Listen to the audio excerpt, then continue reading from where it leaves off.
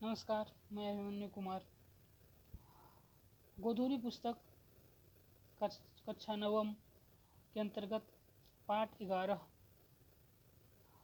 कवि रामधारी सिंह दिवाकर, इनका लेख है सूखी नदी का पुल। तो रामधारी सिंह दिवाकर जी का जीवन परिचय देखते हैं।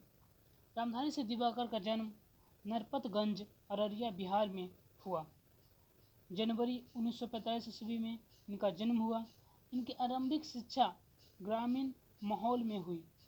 इन्होंने उच्च शिक्षा बिहार विश्वविद्यालय मुजफ्फरपुर और भागलपुर विश्वविद्यालय भागलपुर से प्राप्त की। उन्होंने हिंदी से एमए और पीएचडी की डिग्री प्राप्त की। अध्यापन की वृत्ति के रूप में अपनाकर ये मिथिला विश्वविद्यालय के स्नातकोत्तर हिंदी विभाग में संलग्न रहे। कई वर्षों तक बिहार के राष्ट्रभाषा परिषद के निर्देशक भी रहे। रामधारी सिंह दिवाकर की पहचान मुख्य रूप से कथाकार की है। इन्होंने कहानियाँ और उपन्यास विपुल संख्या में लिखे हैं।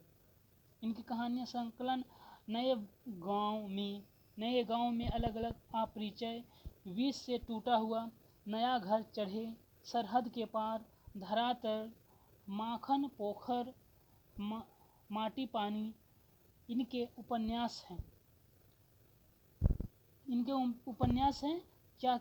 क्या घर क्या परदेश, काली सुबह का सूरज, पंचमी तत्पुरुष और आग, पानी और आकाश। इन रचनाओं के अतिरिक्त इनके 2 संपादित कहानी संग्रह, लेख, समीक्षाएं भी प्रकाशित हैं। दिवाकर की कहानी आज़ादी के बाद भीतर से बदलते हुए, टूटते हुए गांव की पीड़ा की ऐसी कहानियां हैं जो गांव पर लिखी जाने वाली कहानियों से थोड़ी भिन्न है।